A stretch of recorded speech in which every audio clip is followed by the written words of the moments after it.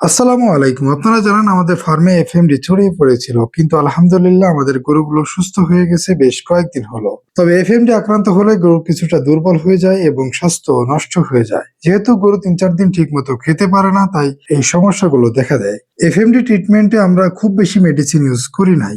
২টা পাউডার পায়ের ঘাতে দিয়েছিলাম কন্টিনিউ, এবং মুখে রাইবোফ্লোভিন ওষুধ লাগিয়ে দিয়েছিলাম।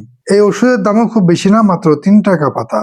এবং আরো একটি প্রাকৃতিক টোটকা ইউজ করেছিলাম, সেটা হচ্ছে হলুদ এবং সরিষার তেল। হলুদ এবং সরিষার তেল একসাথে মিশিয়ে গরুর জিহ্বায় এবং মুখে লাগিয়ে দিয়েছিলাম। এতে করে খুব দ্রুতই মুখের ঘা রিকভারি হয়ে যায়। যাই হোক, সব মিলিয়েও খুব অল্প খরচে আমাদের গরুগুলো সুস্থ হয়ে গেছে আলহামদুলিল্লাহ। তবে গরুর দুর্বলতা কাটানো এবং রুচি বৃদ্ধির জন্য আমরা ৫ লিটারের একটা জিঙ্ক কিনেছিলাম। ওইটা পুরোপুরি এখনো খাওয়ানো হয়নি, আবারও খাওয়ানো শুরু করেছি।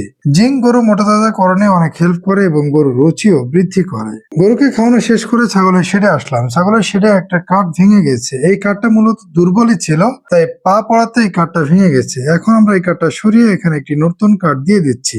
আমরা আমাদের ছাগলের শেডের পাটাতনে শিলকড়াই গাছের কাঠ ইউজ করেছি। তবে সবচাইতে ভালো হয় আপনি যদি জিউলি বা মেহগনি গাছের কাঠ ইউজ করেন। মেহগনি ইউজ করলে খরচ একটু বেশি হবে, কিন্তু অনেক দিন টিকবে।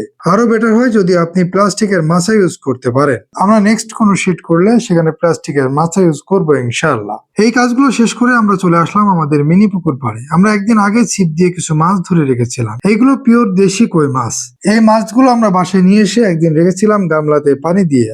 সব মাছগুলো আলহামদুলিল্লাহ বেঁচে আছে, এবং আজকে নিয়ে আসলাম আমাদের এই মিনি পুকুরে ছাড়ার জন্য। অনেকে বলবেন ছিপ দিয়ে মাছ ধরলে মাছ বাঁচবে না, কিন্তু কই মাছ ছিপ দিয়ে ধরলেও বেঁচে থাকবে, কোনো সমস্যা হবে না ইনশাআল্লাহ। কারণ এর আগেও আমরা ছিপ দিয়ে মাছ ধরে পুকুরে ছেড়েছি। তবে যে মাছগুলোর গলার ভিতরে বসে ঢুকে যায় সেই মাছগুলোই কেবল বাঁচে না, কিন্তু যে মাছের ঠোঁটে ছিপ আটকায় সেই মাছগুলো বেঁচে থাকে। গতকাল আমরা প্রায় ৪০-৫০ পিস মাছ ধরেছিলাম। এগুলো সব দেশি কই মাছ। তবে আমরা আর নিজেরা মাছ ধরে ছাড়বো না, বাকি সব মাছ কিনে ছাড়বো ইনশাআল্লাহ। তবে অবশ্যই আমরা দেশি কই, দেশি শিং এবং ৫ কেজির মতো বাটা মাছও ছাড়ার ইচ্ছা আছে।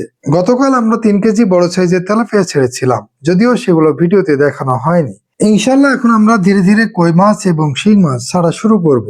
গতকাল আমাদের এদিকে অনেক বৃষ্টি হয়েছে, এবং বৃষ্টি হলে আমাদের এই পুকুরে পানি ওভারফ্লো পাইপ দিয়ে বের হয়ে যায়। গতকালও পুকুরে পানি বেশ সুন্দর হালকা সবুজ রঙ ছিল, কিন্তু অনেক পানি পুকুরে বের হয়ে যাওয়ার কারণে পানি আবারও স্বচ্ছ হয়ে গেছে। পানি স্বচ্ছ থাকলে পুকুরে পানিতে খাবার কম থাকে, এবং পানির রং যদি হালকা সবুজ কালার হয়ে থাকে তাহলে আপনার পুকুরে প্রাকৃতিক খাবার আছে, সেটা বুঝে নিতে হবে। তাই আজ আবারও আমরা কিছু খোল পানিতে দিয়ে দিচ্ছি, যাতে করে পুকুরে প্রাকৃতিক খাবার তৈরি হয়।